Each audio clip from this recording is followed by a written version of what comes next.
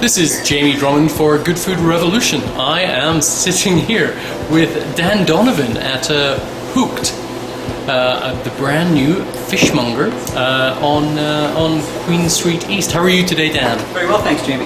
Now, tell me a little bit about the inspiration behind Hooked, because I can remember you kind of hinting to me a little while back that you were thinking of opening up this operation. But please give me a little bit about your inspiration. Well, I mean, it was really, I suppose, driven by necessity.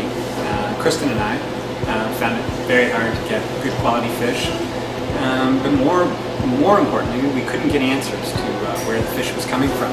And the more we thought about it, the more we realized that if we felt that way, there's probably other people felt that way, and it was a great opportunity to open up the kind of business that I've long wanted, which is a community or neighborhood business, close to home, doing something that I'm passionate about.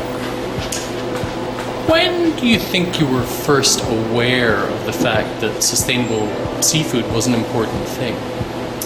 Well, it probably goes back to the early days in the wine bar for me. This would be the Jamie Kennedy wine bar. The Jamie Kennedy wine yeah. bar, yeah. And in particular, Tobey Nemeth, who I think brought a lot of issues to the awareness of the other staff. And about that same time, I'm going to say perhaps 2004, 2005, I had an opportunity to travel with Jamie to the Monterey Bay Aquarium. The seafood watch program had just gotten underway, and they were beginning to reach out to chefs and culinary professionals to try to bring them onto the program and make them aware of some of the issues. And over the course of a couple of days there with the Monterey Bay Aquarium people, and listening to some of the scientists and the experts in the field, I became clearly aware that there was something that had to be done very quickly. And then, of course, having small children brings everything into focus. And I find it hard to imagine that my kids might not be able to enjoy some of the things that I've been able to enjoy. Now, one question I'm continually asked when I bring up the subject of sustainable seafood is it more expensive? Is it always more expensive? Well, that's actually an interesting dialogue. I think seafood, much like food in general, ought to be more expensive than it currently is. I think that having inexpensive food is largely what's led us to some of the crises that we're experiencing now. Continual downward pressure on prices, where price is the only factor, I think has led the Western world, if you will, down some scary paths. So I don't think that sustainable seafood is by definition more expensive, but I think certainly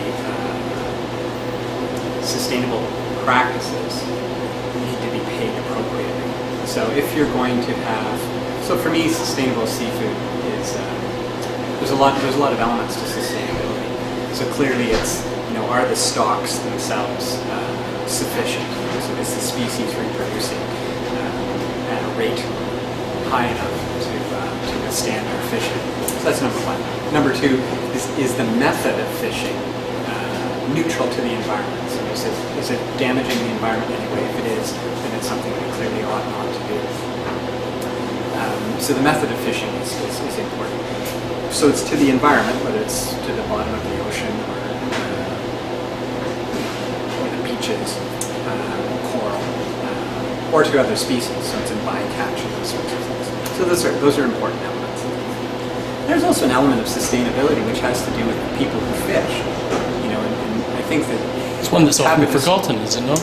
Yeah, I think that in any discussion about sustainability, the industry needs to be sustainable. So that's fishermen that have the ability to earn a living, and processors that have an opportunity to make a profit, retailers that have an opportunity to make a profit, and consumers who get it with a good product. So all of those things contribute to making what I think is a truly sustainable product. Toronto is a fantastic city, but it's not one that's really close to any ocean. However, we are close to a number of rather large bodies of water. I'd like to ask you how you embrace the local fish? Well, that's interesting. So I'm going to approach that in two ways. You're absolutely right. So freshwater fish, the fish that come from the Great Lakes, is a treasure that we have. It's a treasure that we have here in the Toronto and in Ontario in general. I mean, whether you're speaking about the Great Lakes in particular, or the thousands of lakes that dot the province. If you've ever flown over Northern Ontario towards Superior, you realize that there's an incredible resource in this province, which is freshwater lakes, most of them filled with fish. Now, some people have had concerns about the amount of heavy metals that one would find in lakes for many a year, and the government has been kind of, at least since I've been in Canada, kind of pushing people away from eating certain fish from certain lakes. How do you address that issue? Well, that's also a good point. I mean, as growing up as a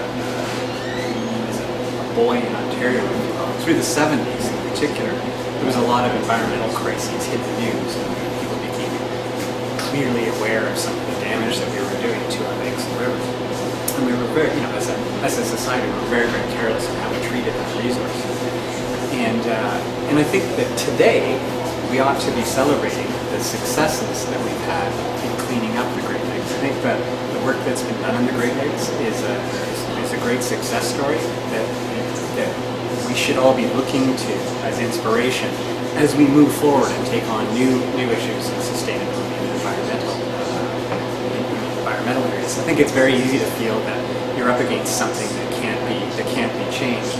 And I don't think it's that, you have to look back that far to realize how much has been achieved in the Great Lakes. So as a result of those issues and the crises in the 70s and 80s, the Great Lakes are very, very carefully managed. They're jointly managed by the Canadian and US governments.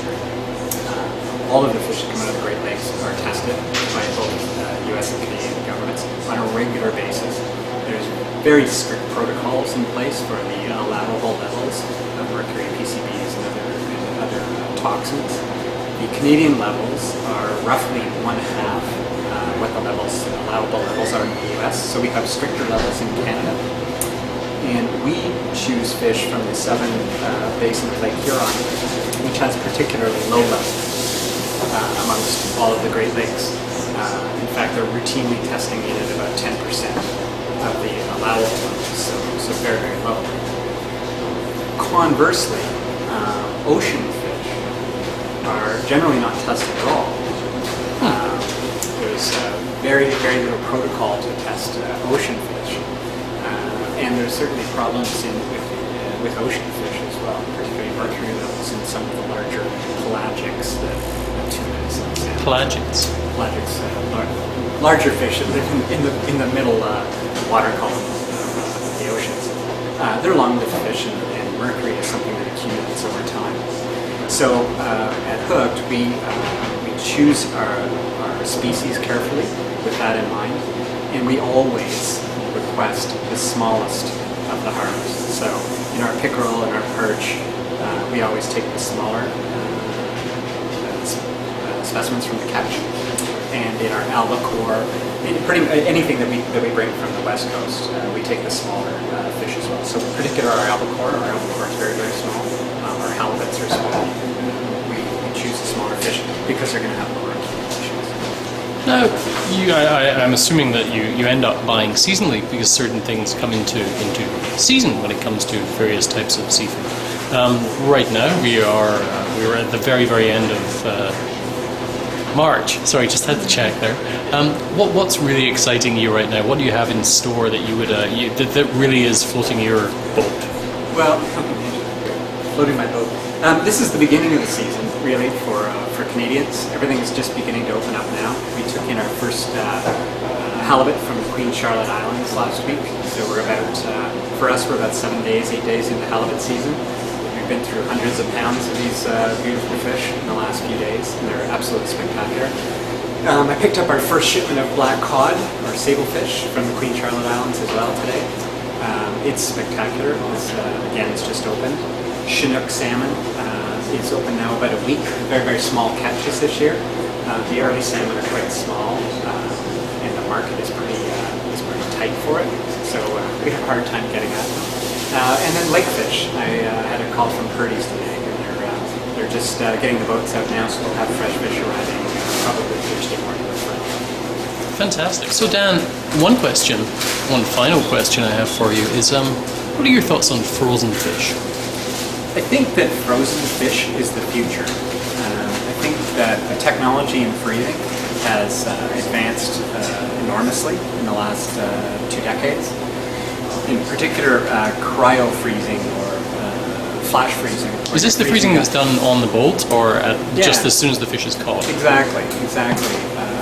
For instance, the boat that fishes our tuna has a -85 cryogenic freezer on the boat.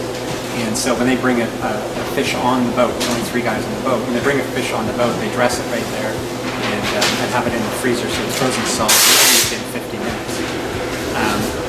The quality of that fish is exceptional, but the carbon footprint is something that we all need to look at as well. It doesn't need to be air freighted, it can be shipped by slow boat or by train, so a much softer environmental impact, and ultimately a superior product.